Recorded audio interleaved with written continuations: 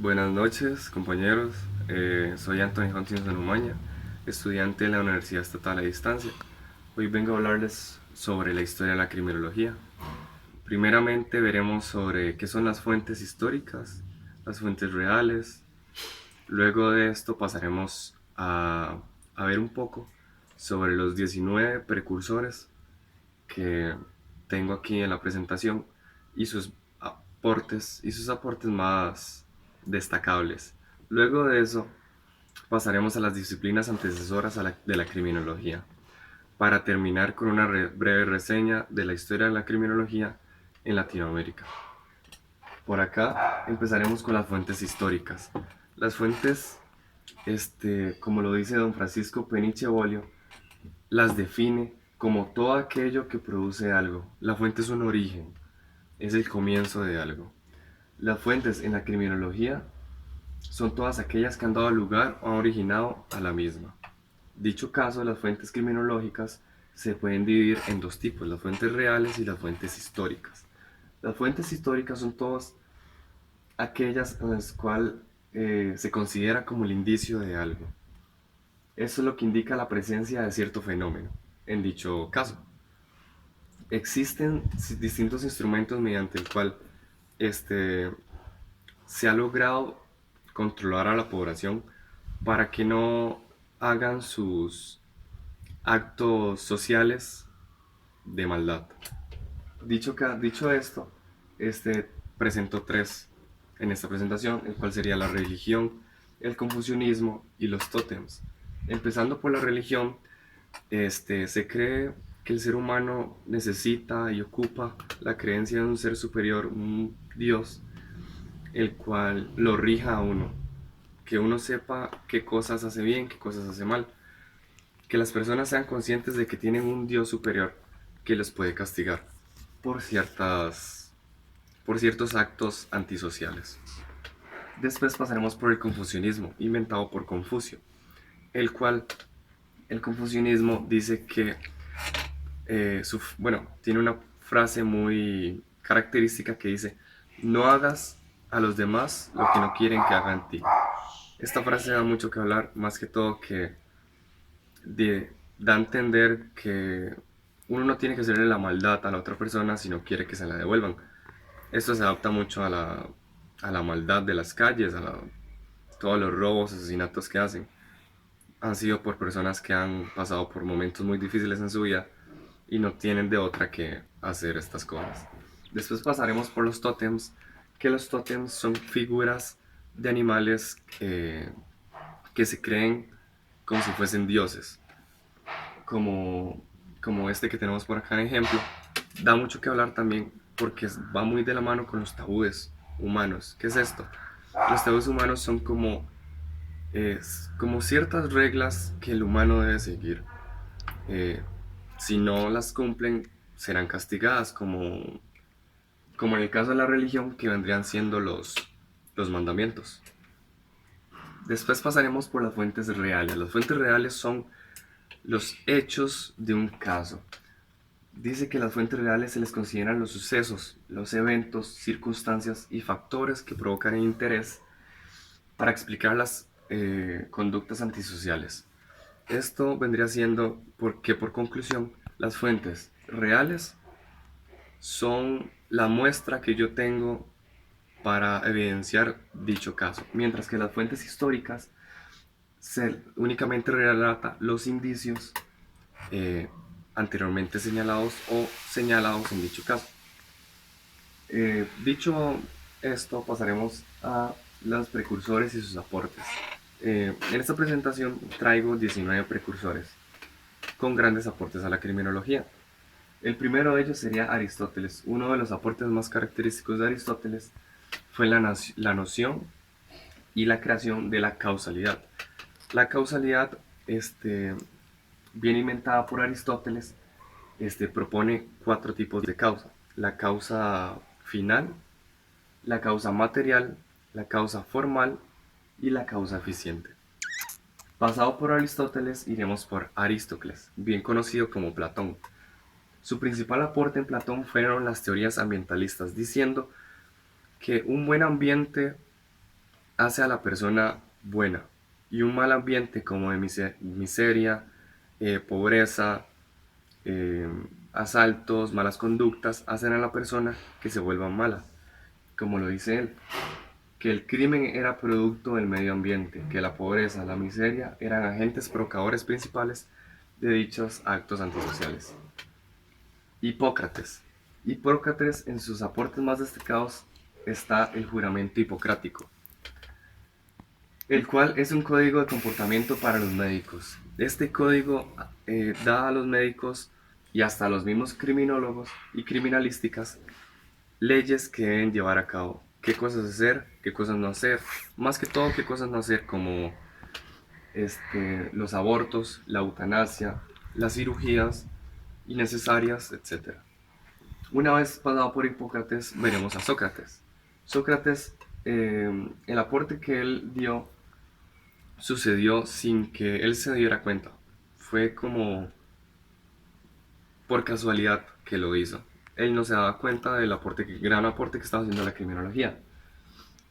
Además, invita a la introspección, perdón, al examen propio y a la reflexión. Sócrates acostumbraba mucho a las entrevistas y a los interrogantes de modo de obtener información para él mismo y para que las personas se conocieran a él mismo, a ellos mismos.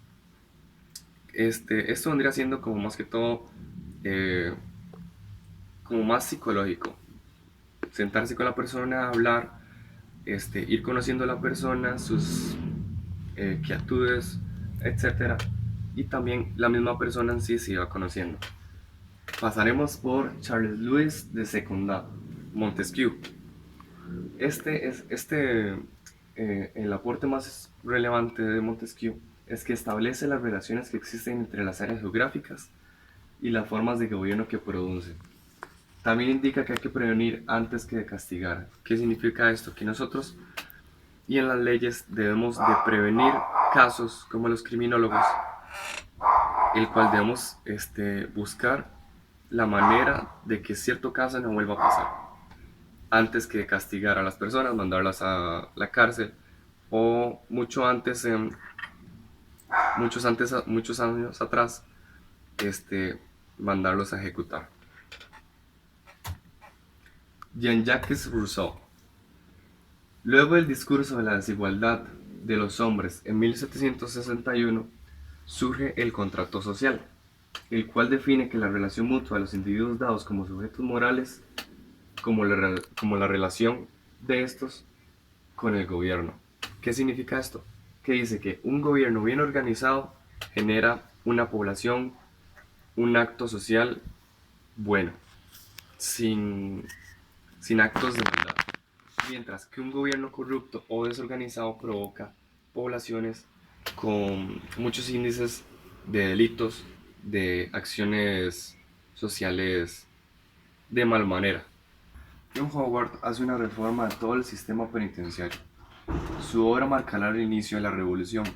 John Howard, lo que pasó con John Howard es que él fue secuestrado por piratas y llevado a cárceles. Debido a que él duró cierto tiempo en las cárceles, él se dio cuenta que el aislamiento de los encarcelados daba mucha necesidad del trabajo en la prisión, instrucción moral, religiosa, adecuada higiene y buena alimentación. Todo esto eran como faltantes que les hacían a los penales que estaban en dichas cárceles. Entonces él lo que buscó fue reformar todo esto y hacerlas un sitio mejor para dichos penitenciarios. César Bonzama Marqués de Beccaria. César, su principal aporte fue el trabajo que es llamado Tratado de los Delitos y de las Penas, en el que critica injusto, cruel, inhumano, los abusos de la ley y del procedimiento penal de la prisión, también de las penas a muerte y de la tortura. César lo que da a decir en este aporte es que veía que las leyes eran muy injustas con ciertas personas que hacían ciertos crímenes, el cual por cierto crimen ya los mandaban a ejecutar, ya los mandaban a una pena de tortura, Entonces él veía como un abuso de poder en estas leyes. Proseguiremos con Luis Philippe Pinel, el cual eh, él usó el tratamiento de la insanidad. Pinel pedía la aplicación de los principios científicos y clasificar sus pacientes de acuerdo con ciertas características que se podían observar, como la melancolía y el delirio. Pinel buscaba la creación de tratamientos para ellos. Dichos tratamientos eran que él notaba que ciertas personas internadas eran tratadas de mala forma, sufrían alguna enfermedad psicológica y los trataban de mala forma. Entonces él lo que buscaba era que más bien todo esto se renovara e hicieran tratamientos para dichas personas. Proseguiremos con Jeremy Bentham, el cual su obra más conocida es el Panóptico, en el que se propone una cárcel en la que la arquitectura está al servicio del tratamiento. Dicha cárcel se proponía que una torre grande en el centro, en el cual tuviera visión para ver todos los encarcelados y las cárceles, para estudiarlos y ver todas sus formas de vida diarias, de vivir el día al día. Este era un edificio circular con varios pisos, con las celdas, con ventanas grandes. En este edificio se habrá en el centro una torre de vigilancia, dicha torre antes mencionada. Bentham propone 3 reglas: la regla de eliminación de castigos corporales, la regla de severidad y la regla de la economía. Proseguiremos con Franz Joseph Gall. Gall destaca por su obra Anatomía y Fisiología, del tratamiento nervioso en general del cerebro, en particular en 1810, y por la creación de la frenología. Muy bien, por acá proseguiremos con Jean Etienne.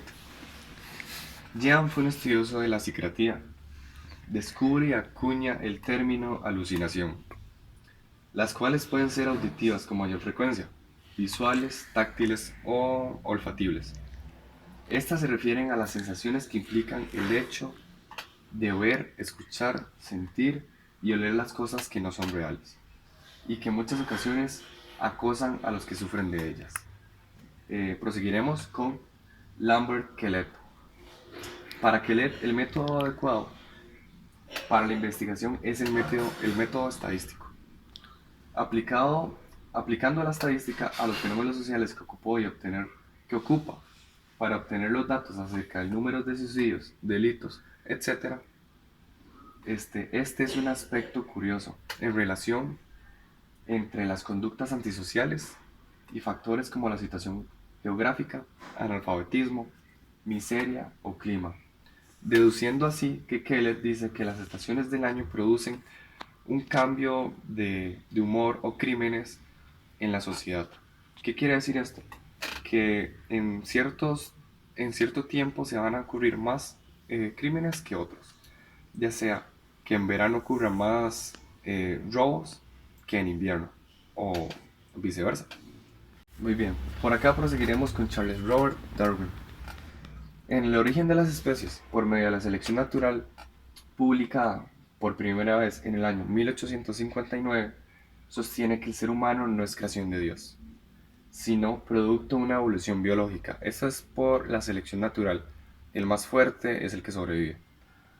Estudió niños y observó que estos, sin educación, se comportarían como seres primitivos, mientras que así, el criminal vendría siendo un sujeto atrapado en sus etapas anteriores de la evolución. ¿Qué quiere decir esto? Lugares con pocas capacidades de estudio, con pocos recursos para salir adelante, son personas que no van a evolucionar en sí. Entonces se van a quedar como personas normales, como aquí dice. Normales no, sino anteriores a la revolución u evolución que va sucediendo en el mundo.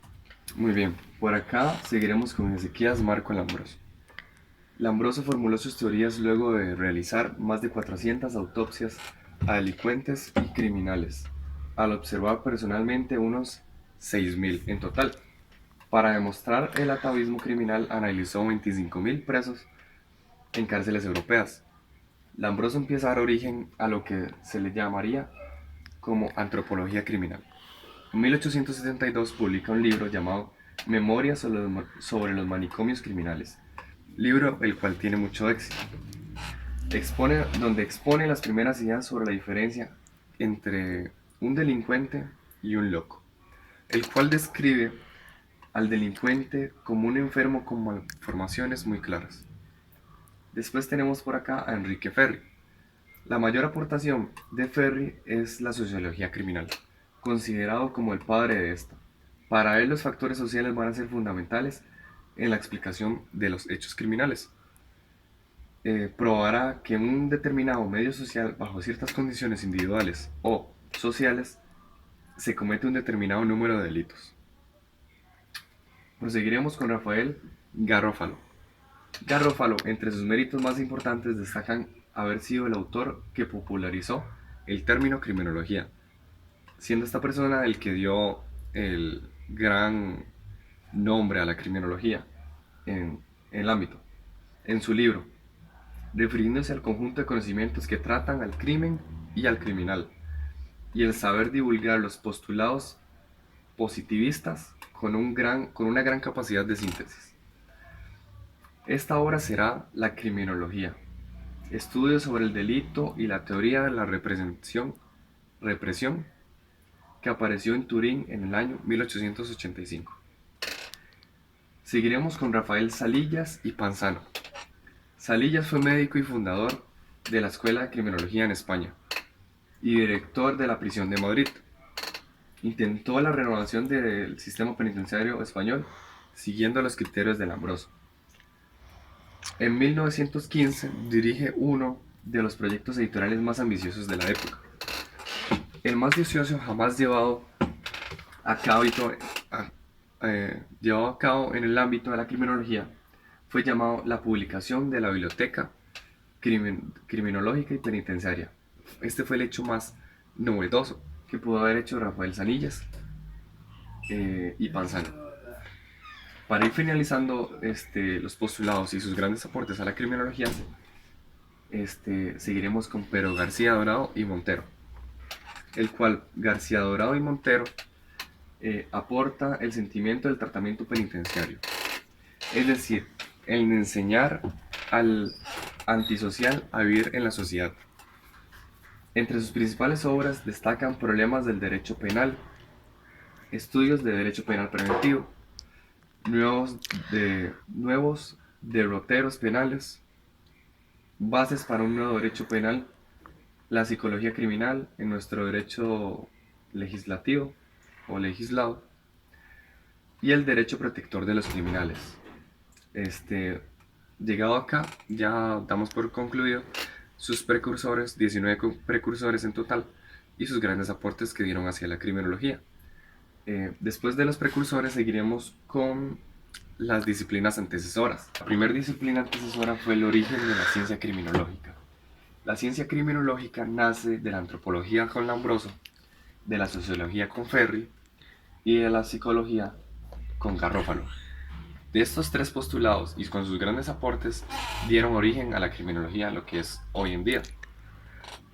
Proseguiremos con las ciencias ocultas y con la demonología, dos disciplinas antecesoras de las cuales se llevan muy de la mano, debido a que las ciencias ocultas son ciencias pseudociencias, ciencias falsas, las cuales eran muy practicadas en el Renacimiento y en la Edad Media, más que todo por brujas. Las ciencias ocultas van mucho de la mano con la demonología, porque tiene que ver mucho con seres de otros mundos, con demonios, entre otras menciones. La demonología es la ciencia que estudia las características de los demonios, de los espíritus malos. La demonología se puede tomar como una rama de la angelología. La angelología es la ciencia que estudia a los ángeles. La demonología dice que las personas cometemos crímenes, o antes se pensaba que las personas cometían crímenes por demonios, por seres que lo manipulaban a uno y lo hacían cometer actividades sociales malas para las demás personas. Por acá seguiremos con la astrología. La astrología es la ciencia que estudia los astros, Esta astrología, como ciencia o disciplina antecesora, fue enriquecida por Claudio Ptolomeo, cuyas teorías dicen y explican que la astronomía señalaba que para él los astros, los planetas daban reacciones por medio de cuatro elementos: el agua, el aire, el fuego y la tierra. Todos estos elementos y todos estos astros este, tenían mucho que influir con las personas, con sus actos sociales y con sus formas sociales, antisociales de hacer las cosas. Influía mucho en las personas. Luego iremos por la fisonomía, la cual la fisonomía dice que es el estudio de la apariencia externa de los individuos y la relación entre dicha y su interior. Esto dice que con los rasgos faciales de las personas da mucho de qué hablar. Si una persona está enojada, si una persona está feliz, si una persona está seria, está pensativa. Todo esto da por la fisiología. Puede considerarse a Della Porta como el primero en intentar sistematizar la fisonomía. Pero el verdadero impulsor de esta disciplina fue Lavater, con su obra El arte de conocer a los hombres por la fisonomía en 1820. Luego procederíamos con Gall, con la frenología, la cual Gall es el padre de la frenología y considerado como el precursor de la antropología criminal. Busca la base de todas las funciones psicológicas tomando como el centro el cerebro. Dicho esto, que toda acción que nosotros tomemos, toda eh, pensamiento, etcétera, todo esto va regido por el cerebro principalmente, siendo el motor y causante de toda repercusión. Eh, Seguiremos con la antropología criminal. La antropología criminal es el estudio de los antisociales desde una perspectiva biológica y social. La antropología se divide en dos campos. El primer campo sería la antropología física, que trata de la evolución biológica y adaptación de los criminales y aspectos del desarrollo físico. Y de estos la antropología social o antropología cultural, el cual dice que se ocupa de las formas en las que los crímenes, en que los crímenes viven en la sociedad, de manera en la que ésta se adapta, es decir, las formas de evolución de su lengua, cultura y muchas costumbres. Para ir terminando sus disciplinas antecesoras, la última sería la sociología criminal. La sociología criminal de Ferry señala que hay factores sociales que llevan a la persona a actuar en contra de las reglas del bien común de los demás. De manera más amplia, la sociología criminal es el estudio de la criminalidad, pero en conjunto y como un fenómeno que se origina de la sociedad. Estudia sus factores en cuanto a la influencia que se tienen, los efectos que producen, estudia las relaciones comunes criminales que se dan en la sociedad. La sociología criminal se podría resumir como cosas que hacen que las personas hagan maneras antisociales o formas malas de actuar, ya sea una persona que no tolere ver a otra persona comiendo con la boca abierta, que esté haciendo algún piquete así, como por ejemplo, son personas que psicológicamente no están del todo bien y hacen que actúen mal en contra de la población. Muy bien, dicho de las disciplinas antecesoras, proseguiremos ya para ir finalizando el documental con la reseña de la historia en Latinoamérica. Un breve resumen que he hecho acá sobre la historia de la criminología en Latinoamérica. Primero daré una breve reseña para luego dar unos cuantos aspectos importantes de la historia en Latinoamérica. La criminología hay que destacar que llegó con mucha fuerza y se aceptó con mucho positivismo a finales del siglo XIX, siendo las figuras más importantes como Lambroso, como Ferri, como Garofalo. Estos tres evangelistas, como se los denominó Luis Jiménez Azúa por su similitud de las figuras religiosas, siendo Lambroso como el centro, como si fuese Dios, y siendo Ferri y Garofalo las dos personas estando a los lados, como la imagen de la Virgen María eh, y Jesús. Muy bien, con la llegada de la criminología a Latinoamérica, comenzaron a surgir hubo estudiosos interesados en ella y que se encargaron de darle distribución, además de las investigaciones propias ya hechas por Lambroso, por Ferri y por Garofalo. dándole grandeza a la ciencia criminológica por toda Latinoamérica, ya sea en Brasil, ya sea en Perú, ya sea en Costa Rica. En 1888, desde acá ya empezaremos a dar ciertos puntos claves de cómo se fue expandiendo la criminología. En primer lugar tenemos en 1888 se funda la Sociedad Antropológica Criminal en Argentina, gracias a la iniciativa de Luis María Drago Pinero y Ramos Mejía como directores de esta anteriormente citada. En 1898 se publica Los hombres de presa del argentino Drago, como el anterior dicho, eh, que fundó la antropología criminal en Argentina. Una obra que tuvo tal éxito que pasó apenas 2 años en aparecer en Italia con el prólogo escrito por Lombroso. Otro país que tiene también desarrollo criminológico fue Bolivia. Se desarrolló mucho, se expandió, etc. Con la publicación en 1901 con la obra de Bautista Saavedra, Comprendido de Criminología. Proseguiremos luego por destacar en 1905 a Cornelio Moñango Garcitúa. Funda la Cátedra de la Criminología en la Universidad Colonial de Córdoba. Este autor, junto con Pinero, Ramos Mejía, forman otra comisión encargada de elaborar el Código Penal argentino en 1906. Luego destacar al costarricense Alfaro con la publicación Arqueológica Criminal. Para ir finalizando, tenemos en 1919 a Oscar Miro Quesada, el cual funda la primera cátedra de criminología en la Universidad de San Marcos en Perú. Y por último tenemos en Chile a Israel Drapkin, el cual funda el Instituto de Criminología a semejanza del que ingenieros crean en la penitenciaría, ingenieros creados en la penitenciaría de Buenos Aires.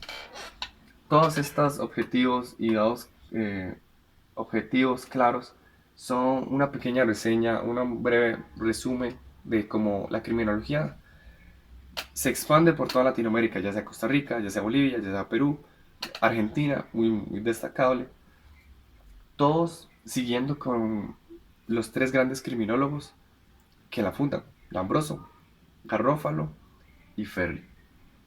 Muy bien, con esto terminamos el video de presentación sobre la historia de la criminología.